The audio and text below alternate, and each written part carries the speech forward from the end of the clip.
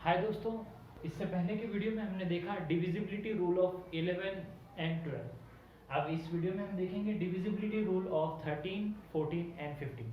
ठीक है, तो सबसे पहले हम लेते हैं 7, 28, 13 से ये वैल्यू डिवाइड होती है या नहीं। इसके लिए 7 का रूल जिस तरह से था उसी तरह से यहाँ पर भी एक रूल फॉलो करना है। 7 के रूल में हमने क्या किया था, इस वैल्यू को 2 से मल्टीप्लाई करके इस वैल्यू से हमने इसको सब्सट्रैक्ट किया था, और हमने जो 13 के रूल में क्या करना है, इसको 9 से मल्टीप्लाई करना है। ओके, ये होगा 9 8 72। ओके, 9 मल्टीप्लाइड बाय 8 किया मैंने, 8 मल्टीप्लाइड बाय 9 किया। यहाँ पर जो भी वैल्यू होगी हमें उसे 9 से मल्टीप्लाई करना होगा। 72 आंसर आया, और इसे यहाँ की जो वैल्यू है इस वैल्यू से सब्सट्रैक्ट करना है 72।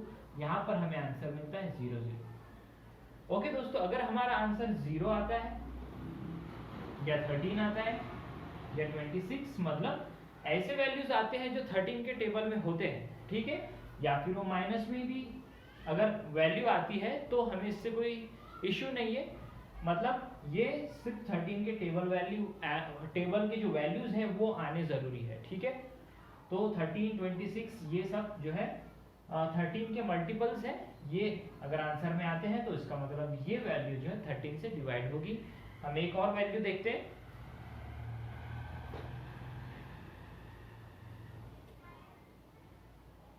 दूसरी वैल्यू है दोस्तों 5954। इसे चेक करना है हमें 13 से ये डिवाइड होगा या नहीं।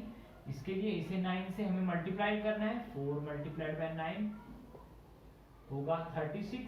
यहाँ पर 36 लिख देता हूँ, और 595 से हमें 36 को माइनस करना होगा। 36 को माइनस करेंगे, ये होगा 9, ये होगा 8 माइनस 3 5, ये होगा 559। अब फिर से 9 को, यहाँ पर 9 है इसीलिए मैं 9 मल्टीप्लाइड बाय 9 करता हूँ। अगर यहाँ 1 होता तो मैं 1 मल्टीप्लाइड बाय 9 करता, 2 होता तो 2 मल्टीप्लाइड बाय 9 करता। यहाँ पर 9 है, 9 9 81 होगा। ओके, अब इसको मैं 81 यहाँ माइनस करता हूँ। ठीक है दोस्तों, अब क्या करना है, 55 माइनस 81 पॉसिबल नहीं है, हम 81 माइनस 55 करेंगे। यहाँ पर 7 होगा, 11 माइनस 5 6 होगा, और ये 26। ओके, माइनस में 26 आ चुका है। ये 13 का मल्टीपल है, 13 के टेबल में 26 आता है। ये माइनस में आने से हमें कोई फर्क नहीं पड़ता।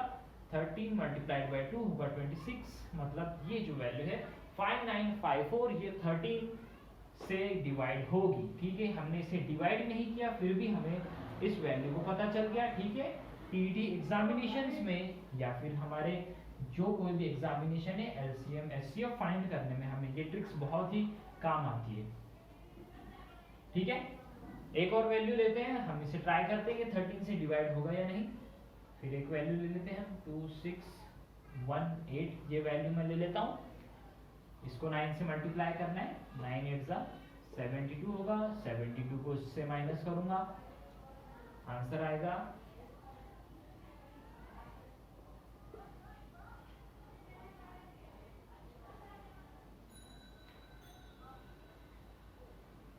189 आंसर आएगा। इसको फिर से माइनस, इसको सॉरी 9 से फिर से मल्टीप्लाई करना होगा। 9 9 81, फिर 81 को इसमें से माइनस करूंगा। 18 माइनस 81 पॉसिबल नहीं है दोस्तों, इसीलिए मैं 81 माइनस 18 करके माइनस में आंसर लिख दूंगा।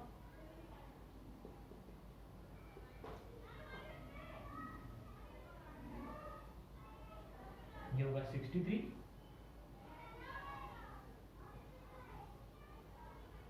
63 13 के टेबल में आता है, नहीं आता है दोस्तों।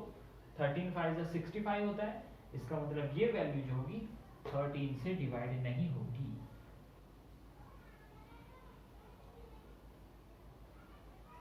ओके दोस्तों, आई होप कि 13 का रूल आपको समझ में आ चुका होगा।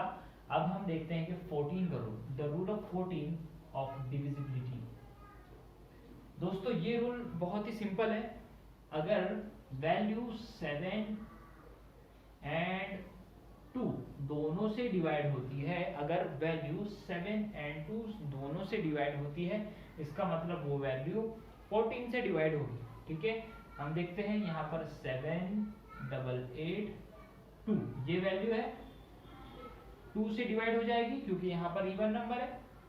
आप देखते हैं कि 7 से डिवाइड होगी या नहीं। उसका रूल कहता है कि इसको 2 से मल्टीप्लाई करना होगा, 2 मल्टीप्लाइड बाय 2 होगा 4, और बची हुई वैल्यू में से इसको माइनस करना है। यहाँ पर होगा 8 माइनस 4 4 8 7। ठीक है, ये यहाँ पर हम कंसिडर नहीं करेंगे क्योंकि 2 को मल्टीप्लाई करने के बाद बची हुई जो भी वैल्यू है उसमें से हम उसको माइनस करेंगे। 7 8 4, फिर से इसको लास्ट वैल्यू को 2 से मल्टीप्लाई करना है, होगा आंसर 8। ओके दोस्तों, फिर ये 8 को बची हुई वैल्यू से माइनस करना है। 8 माइनस 8 0 70। ओके, 7 के टेबल में 70 आता है। 7 multiplied by 10 is equal to 70। ये 7 से भी डिवाइड हो गया है, ये 2 से भी डिवाइड हो गया है, इसका मतलब ये 14 से डिवाइड होगा।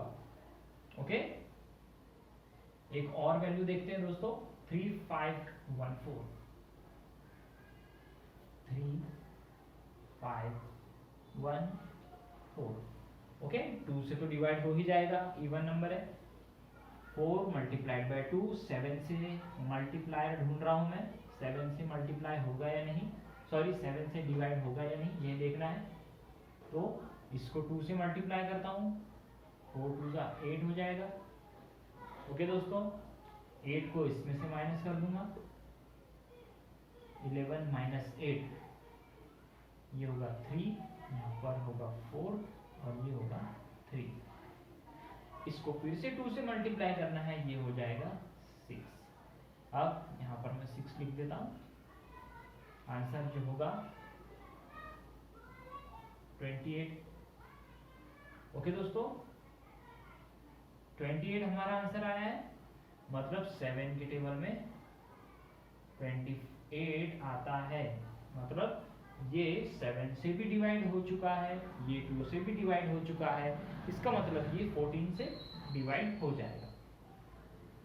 दोस्तों जितनी ज्यादा आप प्रैक्टिस करेंगे उतना ज्यादा आपको यहाँ पर जल्द से जल्द आप फाइंड आउट कर पाएंगे कि ये वैल्यू किस किस वैल्यू से डिवाइड होती है। ओके, अब हम देखते हैं रूल ऑफ 15।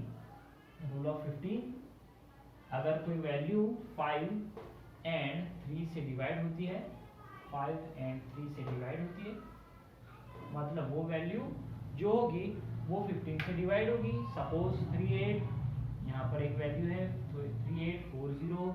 दोस्तों ये 5 से डिवाइड होगी क्योंकि यहाँ पर 0 या फिर अगर 5 आता है इसका मतलब हम इसे 5 से कंप्लीटली डिवाइड कर सकते हैं। अब देखते हैं ये 5 से तो डिवाइड हो चुका है, 3 से डिवाइड होगा या नहीं ये देखेंगे। 8 प्लस 4 जो है आंसर होगा 12, 12 प्लस 3 15। इसकी टोटल जो आ रही है वो आ रही है 15। 3 के टेबल में 15 आता है, 15 इज अ मल्टीपल ऑफ 3, इसका मतलब ये 3 से भी डिवाइड हो चुका है, इसका मतलब ये 5 एंड 3 दोनों से डिवाइड हो चुका है। अगर दोनों से डिवाइड होता है तो हम कहेंगे कि ये 15 से डिवाइड होगा। ओके, आप इसे चेकआउट कीजिए, 3840 को आप चेक कीजिए, 15 से डिवाइड हो गया है। एक और एग्जांपल देखते हैं हम, 14 का देखेंगे। ओके, 15 का देख लेते हैं एक और, 2620। ओके, 5 से तो डिवाइड हो ही गया है, मैंने 0 लिखा है लास्ट में। 6 प्लस 4 ये जो हो चुका है 10 हो चुका है, इनकी टोटल जो है 10 हो चुकी है। 3 के रूल के हिसाब से 3 के टेबल में 10 नहीं आता है, इसका मतलब ये 3 से डिवाइड नहीं होगा। अगर मैं यहाँ पर और 2 लिख देता हूँ तो क्या होगा, यहाँ पर ये हो जाएगा 12, ये हो जाएगा 2 प्लस 2 4 10 12। ठीक है, मतलब ये वैल्यू जो है वो 5 से डिवाइड होगी और 3 से भी डिवाइड होगी, क्योंकि इनकी जब मैं एडिशन करता हूँ तो 12 आ रहा है, 3 के टेबल में 12 आता है, इसका मतलब ये वैल्यू 15 से डिवाइड होगी।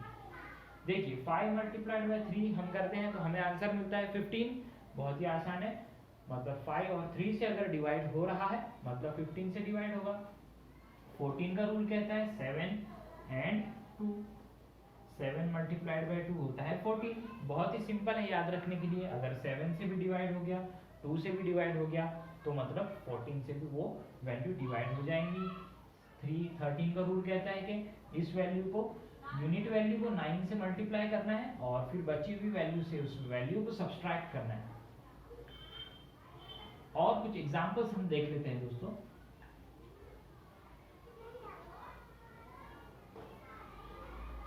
फिर से हम 13 का देखते हैं। ओके, 6 3 9। ओके, 13 के रूल के हिसाब से इसे 9 से मल्टीप्लाई करना है। यहां पर मैं 1 ले लेता हूं। 9 9 जा 81। ये सपोज एक वैल्यू है।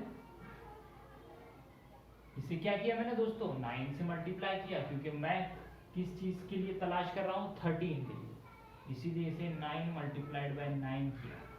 अगर यहाँ 1 होता तो 1 मल्टीप्लाइड बाय 9 करता मैं। ओके, और अगर 7 का मैं चेक कर रहा हूँ कि 7 से डिवाइड होता है या नहीं, तो मैं इसे 9 मल्टीप्लाइड बाय 2 करता। लेकिन मैं इसे 13 के लिए चेक कर रहा हूँ, इसीलिए मैं 9 मल्टीप्लाइड बाय 9 लिखूंगा। 9 9 जा 81 हुआ, 163 माइनस 81 करूंगा। ओके, ये होगा 82। ओके ओके, 82 13 के टेबल में जो है दोस्तों नहीं आता है। इसका मतलब ये वैल्यू जो है 13 से डिवाइड नहीं होगी।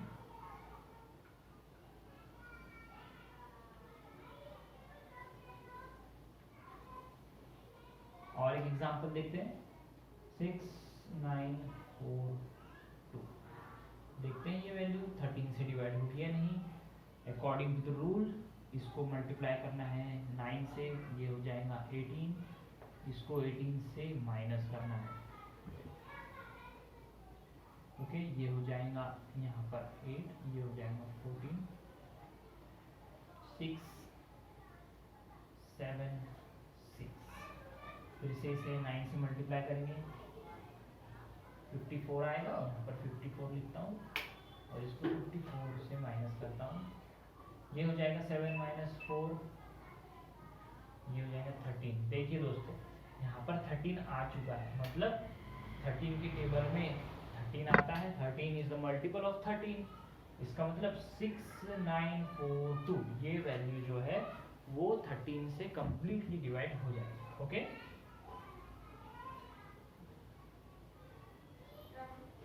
तो ये कुछ रूल्स थे दोस्तों। आई होप आपको समझ में आ चुके होंगे। फिर से 14 का एक रूल, 14 को फिर से रिपीट कर लेते हैं ताकि हमें अच्छे से समझ में आ जाए। 6 8 6 4। ओके, सपोज ये वैल्यू है, मुझे पता करना है कि 14 से डिवाइड होता है या नहीं। अगर 7 से डिवाइड हो गया और 2 से डिवाइड हो गया मतलब वो 14 से डिवाइड होगा। 2 से डिवाइड हो जाएगा दोस्तों, क्योंकि यहाँ पर इवन नंबर है, 4 नंबर है।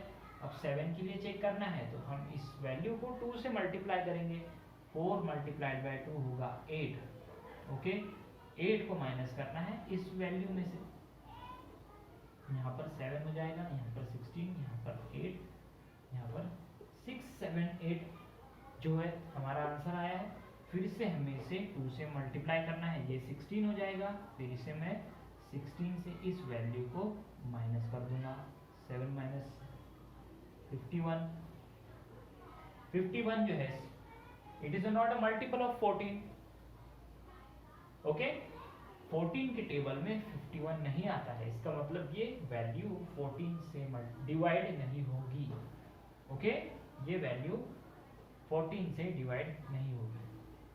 ओके, 15 का तो रूल बहुत ही सिंपल है। अगर लास्ट में आपको 0 नजर आ जाए या फिर 5 नजर आ जाए, इसका मतलब वो 5 से डिवाइड होगी।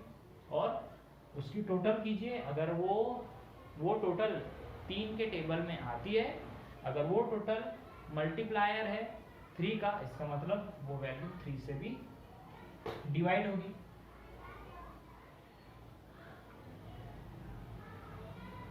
ठीक है दोस्तों,